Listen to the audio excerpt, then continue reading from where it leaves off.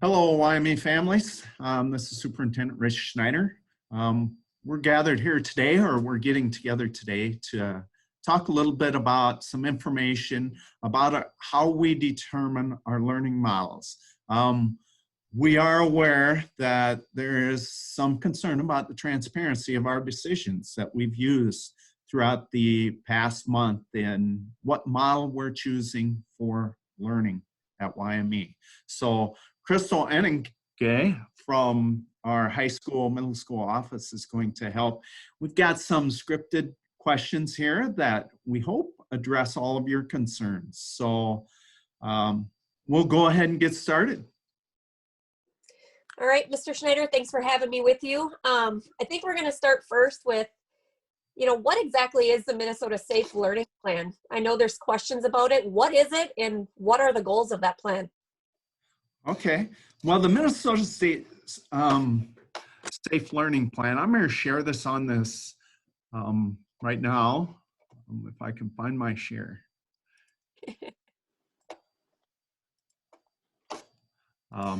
So there's the Minnesota Safe Learning Plan was a plan put together by the Minnesota Department of Education in working with the Minnesota Department of Health to try and focus on what can we do to best educate our students in Minnesota. There were 5 goals there. This is a huge document and it's constantly evolving based upon what people are finding in the community and what works best. But here's our 5 goals.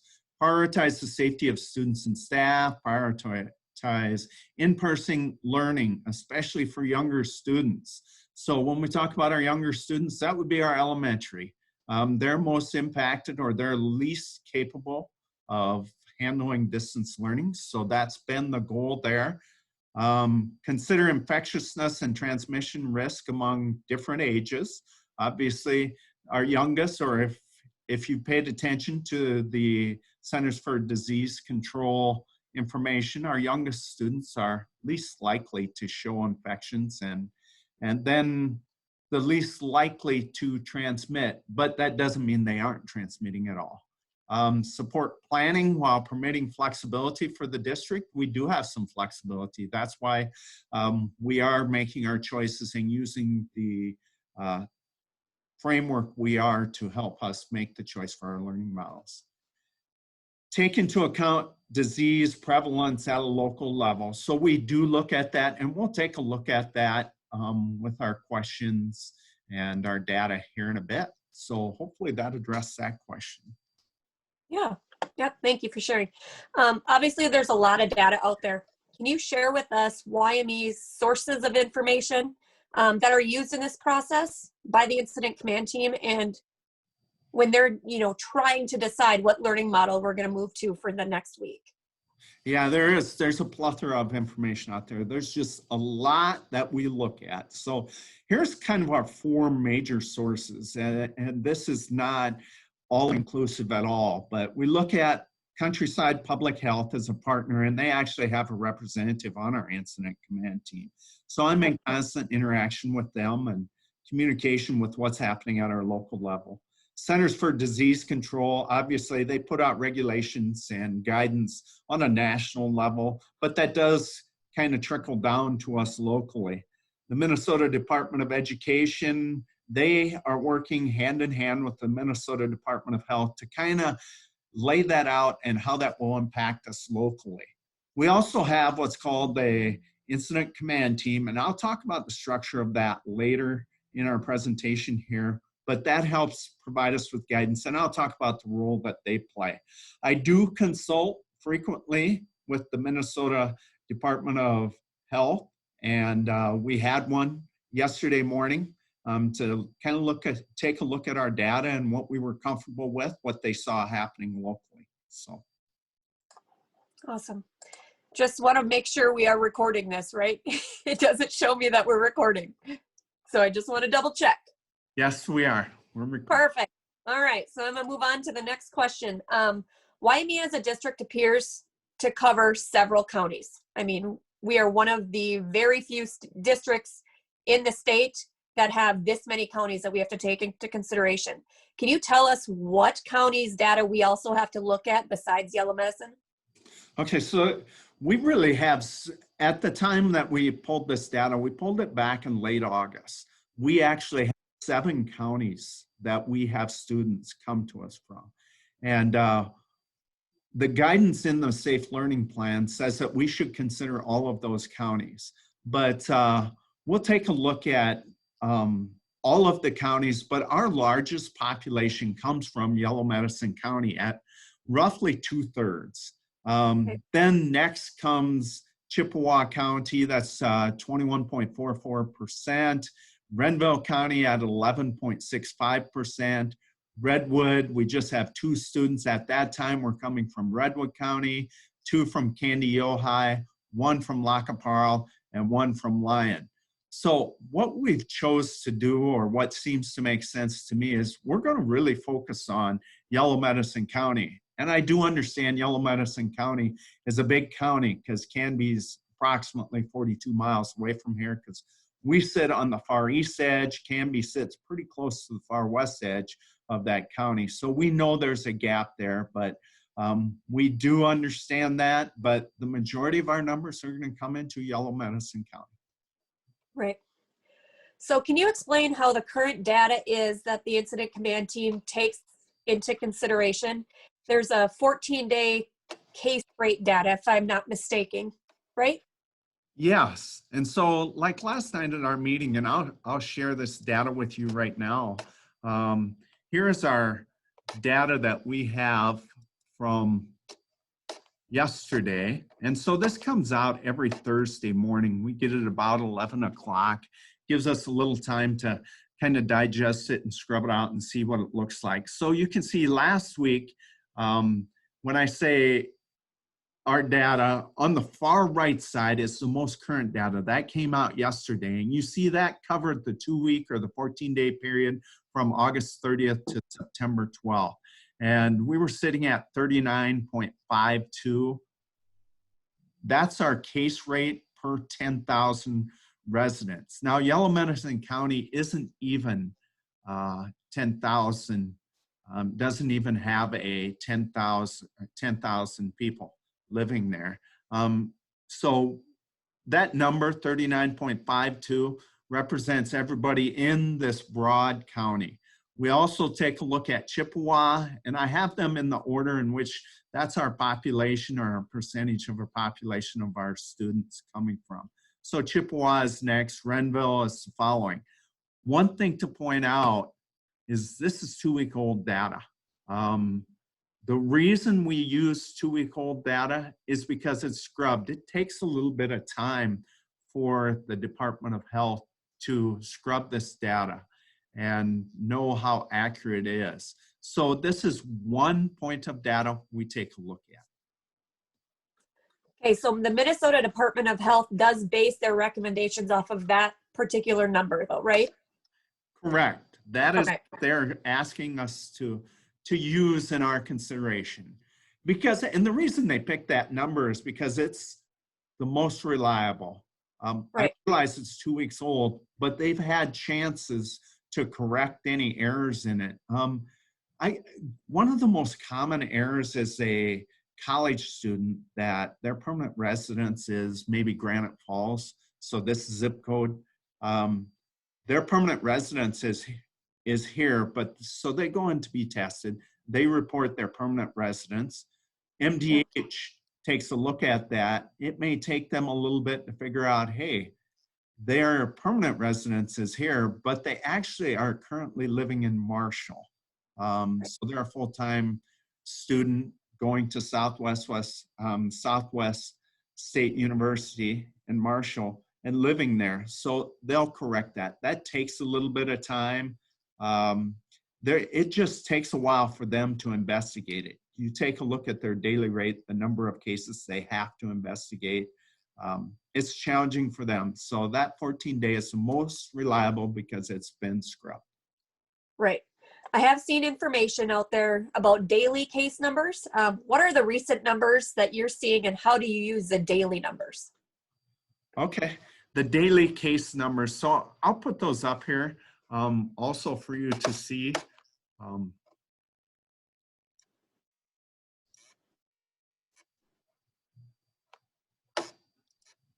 So here was yesterday's case numbers. I haven't looked at yet today's case number. I see just on my watch, I think the numbers just came through.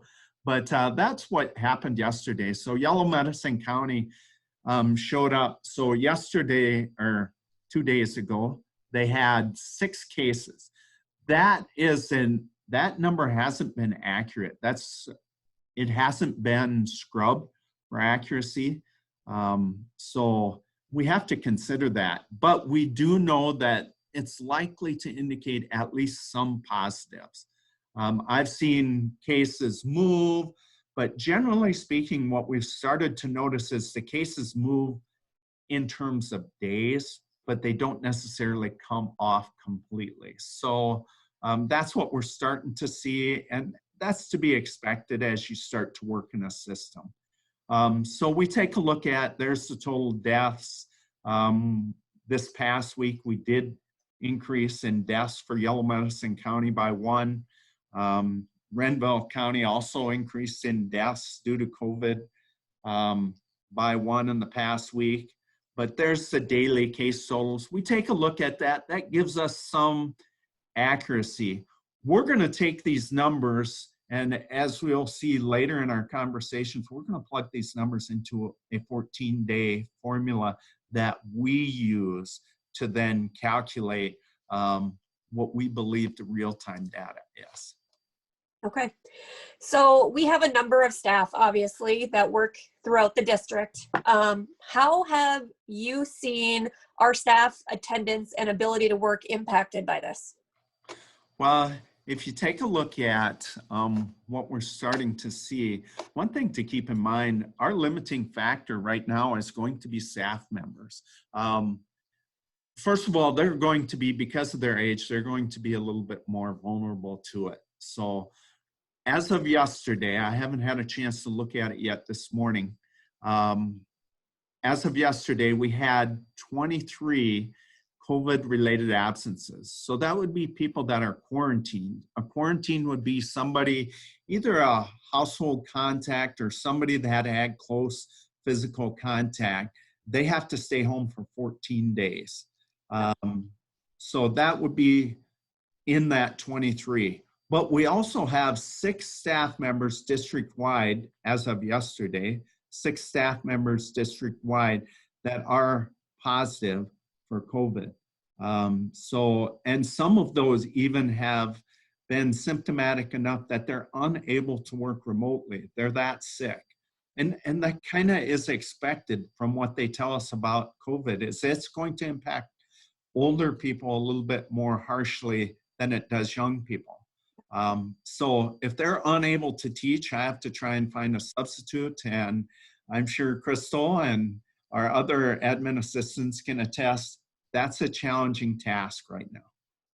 Yeah, it is. It's extremely challenging. So I know sitting in on these meetings, it is one of our biggest pieces of the puzzle is our staff safety as well. I mean, we have to take that into consideration. So what impact has it had on our students so far this year? Well, so far, you know, the high school hasn't had many days in class. We've had 3 days, and the high school, or the middle school, has been here all 3 of those days, and the high school was in an A-B where they came every other day. So the A's, I believe, got to come 2 days, and the B's came 1 day. So we can't really use that number for the middle school, high school. But so far, as of yesterday, we've had 53 of our elementary students, BRE students, that have had some COVID-related absence. Again, that's either quarantined or isolated. Isolated means that you're COVID positive, and so you're isolated at home. So, but we've only had 2 district-wide student COVID positives. So that's been good. But again, that's following the trend that CDC is telling us to expect. Right. So going back to the data that we consider, when we look at the 14-day data, it is based upon the data for the entire county, like you'd mentioned, but the county is so large. Is there small, like, is it broken down smaller to zip code data that would be better for us to consider? Yeah, there is. So just this week, I've been able to actually explain or show people what this data was. In the past, I've only been able to speak that was increasing or what the trends were. So this week, I'm able to actually tell you what the numbers were. So, and this is data that's, again, it's not 100% accurate. It's a little bit better than the daily, but not a lot better. It's not as accurate as 2-week-old. But if we look at yesterday, Granite Falls, just the zip code for Granite Falls showed an increase over that 1 week from the week before of 18 cases. Can be increased by 11, Clarkfield by 2. So we're seeing a little bit of an increase. Montevideo, it should be expected. Their number is going up pretty good. So we're going to expect that they're going to have to deal with some of the things we're dealing with now too. So this is pretty accurate. Okay. Is there other data that could be considered that would be more timely that's not 2 weeks old? I know there's some sort of a spreadsheet that we kind of work off as well. Can you touch on that? Yeah, there is. We have created our own spreadsheet to take a look at this data.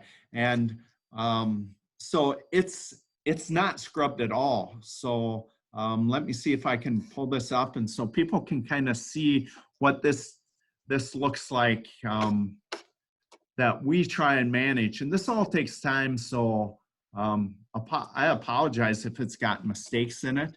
That's not our intent. All of us are wearing multiple hats at this point, so we hope you can be patient with us. So yesterday was 924, today is 925. If we look at our data, and I see it's been populated already for today, so we can look at our data yesterday. The real-time data would show that Yellow Medicine County, the number would be 55.39. And today it would be down to 54.38 because we had one positive case today. Chippewa County over here on the right, they're at 37.72. And each of these numbers, that number, what do we do with it? I'm going to skip back to another slide I have here and try and show you what we use that for. And I believe, Crystal, can you still see, can you see this here? This policy recommendation? Okay. Yeah. So what we do is we take that number, and this is what MDH is recommending. When I say MDH, that's the Department of Health. So our number, if I take what's real time for yesterday or today, we're actually over 50, which would then, their recommendation is that we would both be the elementary, when I say both, the elementary and middle school, high school are grouped together because we're in one building. But we would both be in distance if we just lived by those numbers. At this point, though, we have kind of tried to make accommodations so we can be in hybrid for both. So we're going to try that, make sure, and try and do as many safety measures as possible to stay in hybrid. Yep. So why isn't the board, the school board, making these decisions each week? Yeah, well, and that was a possibility, but when we passed the resolution for how we were going to handle our learning models, we passed a resolution that authorized the superintendent in consultation with the school board president to make those decisions. And part of the reason is because of the timeliness of it. Like I said earlier, the factor that's probably going to close our school from now on out is going to be staff members, the availability of staff members. We're not going to be able to get all those classrooms staffed, and so we'll shut them down. And quite frankly, that will be a snow day type of decision. I'll have to call, just like I do a snow day, and say, hey, I know it's Beautiful weather out there, but unfortunately we do not have the staff to cover. We are going to be in distance learning today. That's the best I can do. I wish I had alternatives better than that, but those are difficult decisions for us. And I think our hands are going to be tied because I need to have people in those classrooms. Right. And every district is struggling with that and going to be handling it very similar, correct? Yes, so I have several superintendent meetings throughout the week, and all of us are struggling with the same thing. Many of our substitutes are retired teachers that fit into that demographic where they're more vulnerable to COVID. So they're not necessarily comfortable coming in. And they also, let's face it, if I was out of teaching for 10 years, I don't know that I would have the same skill set to do some of the technology things needed to be able to provide some of these things for our students. A great example is a hybrid classroom in the high school. You have half of those students at home, distance learning, and half in person. That's how our hybrid is set up, is every other day, but those students that are at home are online live. And so the substitute would have to have that skill set. And remember, some teachers can teach from home if their symptoms of COVID aren't that bad, but we've already seen it where some of those people, they can't work from home. They're that sick. Exactly. Exactly. And another big concern that we are seeing, obviously, and trying to do our best to control is the concerns of student and staff mental health. Like, what are you seeing, and is this being addressed? Yeah, you know, it is something. And again, that's regionally. We're dealing with that. That's nationwide that people are struggling with that. That's very real. And I know when we have the students here, we can watch things. We know we can catch mental health things. We can also catch child protection issues, you know, cases of abuse and neglect. We know that students and families rely upon us for food. We're trying to do the best we can, but it's a balancing act. We have to meet the needs of our students mentally, but we also have to consider the safety. So we're going to continue to try and reach that balancing act. And it's not always going to be popular. And we know we won't always find that sweet spot. Right, you're right. And we are working on some more resources to send out for this concern as well. So if they're looking for that, just keep an eye on our website because it will be. Look for that in the future. We're trying to assemble those. We've been working on it this week. It's going to take some time for us to be able to resolve that, but know that if that's an issue, please reach out to your building principal. We'll connect you with a social worker. We'll provide those resources with you directly. Those resources are available out there, but we know it's impacting you folks, and we know it's impacting our staff too. I know the pressures that parents are feeling on them. Our staff members are feeling that same pressure. Right. We live it every day. Yeah. So let's change directions here for a minute. Let's talk transportation. Obviously, this is another extremely important factor that we have to consider as the incident command team. How is YME and Bennett working together to make, you know, this doable for our students? Yeah, there's a lot of regulations around transportation. First of all, I want to ask, heck, I'll beg parents, if you can transport your own students, that helps us immensely. First of all, the new regulations coming out from the Department of Health, which I don't know if they'll get out yet today or when they'll come out. We're going to quarantine a lot more students on transportation than we thought we were going to have to. We need to follow those regulations like every other school district does. It's a challenge for us. So the less students we have on a bus, we have at least one route, maybe even two routes that are split into two. So we have early arrivals and late arrivals. Well, that's a challenge for us to get those students supervised during that time. Our teachers need time to prep. Those students are arriving here about 7:40 in the morning. We need your help. We need students not in our building till 8 o'clock. So if we can drain down the number of students on our bus transportation, that would be so helpful. Rory and his crew, Rory and Zach and their crew, they work hard to sanitize. We're doing everything we can. We have windows open, drivers with masks on. We need students to wear their masks. We have to contact trace in those situations, much like we would for a classroom too. So it's a challenge. If you can transport your students, that would help us immensely.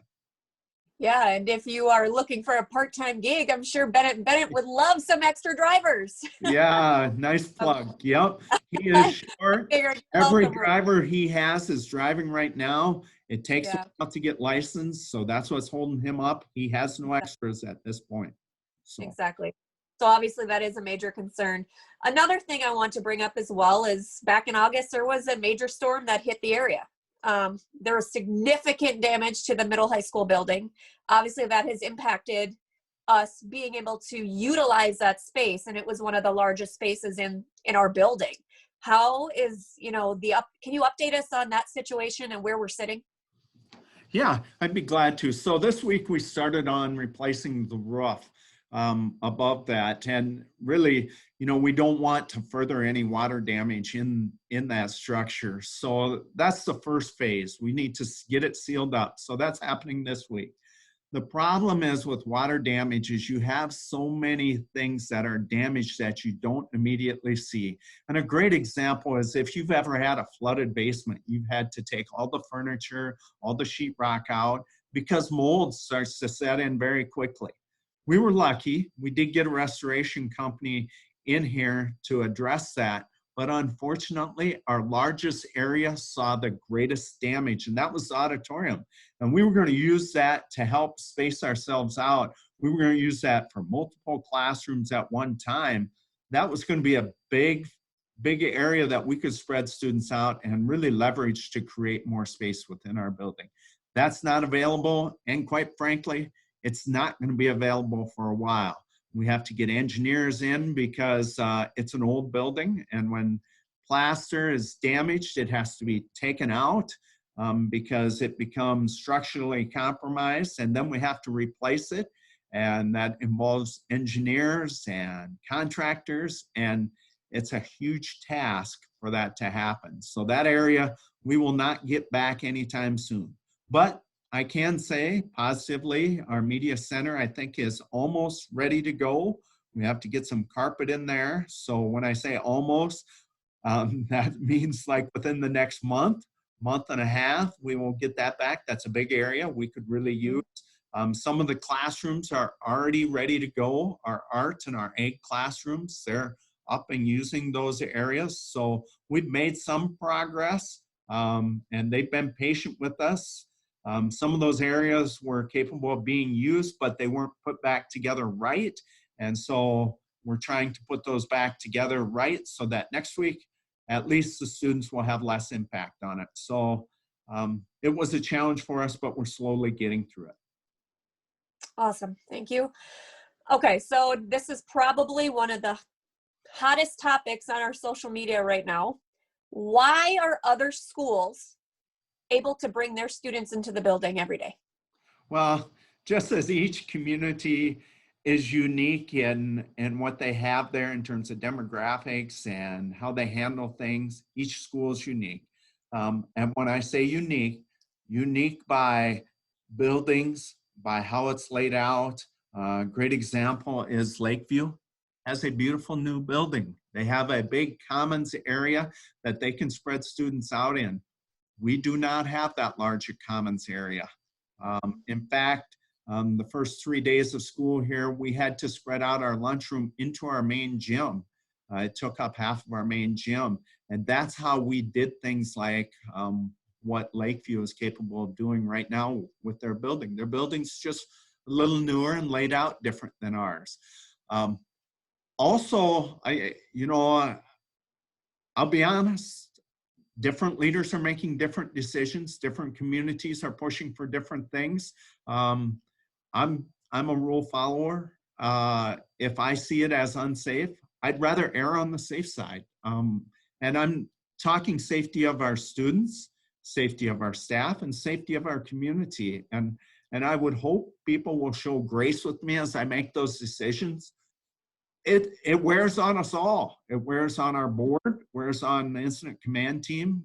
It's a challenge for all of us to make these decisions. And we're trying to reach a fair balance. And from your perspective, you might not see it as a fair balance, but other communities are making other decisions, and I can't speak to that.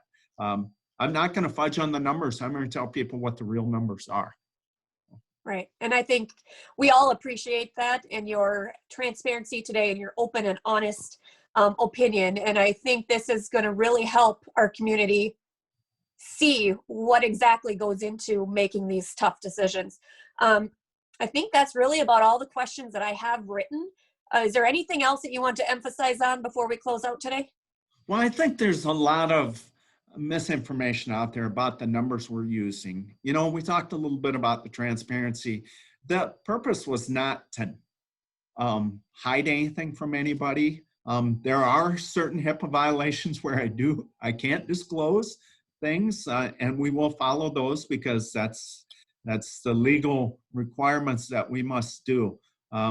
But there's no single number we rely upon. We look at it all, including the anecdotal information about student mental health.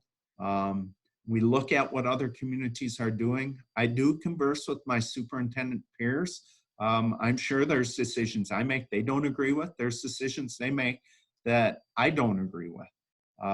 So I try and reach a fair balance of all of that. Those numbers are important to me, but no single number, not a single number represents it.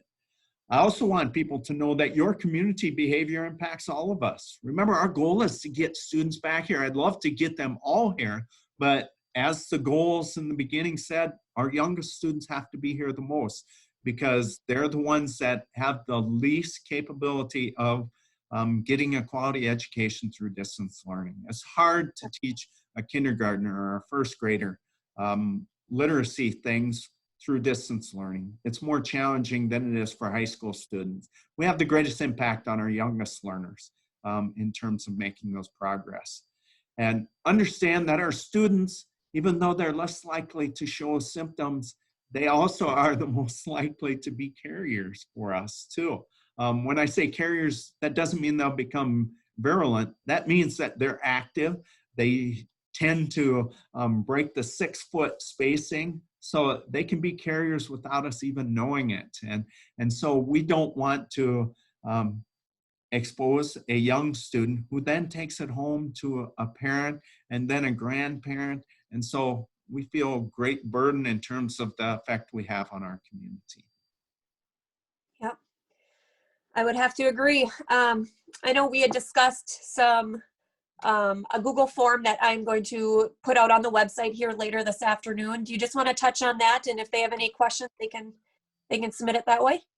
Yeah, and so what we'll try and do is next week we will try and do the same thing again. Time is limiting here, but we will try and do a video again next week. So please submit your questions on that form. You'll find that on our website. We'll try and address those as best we can next week. We'll try and update you on the numbers. We'll try and even shorten it up a little bit. So it's not, we can hit the high points a little bit. We don't have to do as much background. But if you need to get a hold of me, there's my email, there's my phone number. I'll do the best I can to get back to you. Our time is limiting. We have many things on our plate, just like you folks as parents and students do too. We'll do the best we can. So we appreciate everything you're doing, and we appreciate your continued support. All right. Anything, or we have nothing else for you. Thanks again for joining us. We look forward to hearing your questions. And then next week, we look forward to doing this again. So thank you, Crystal. Everybody, Yes. stay safe and healthy.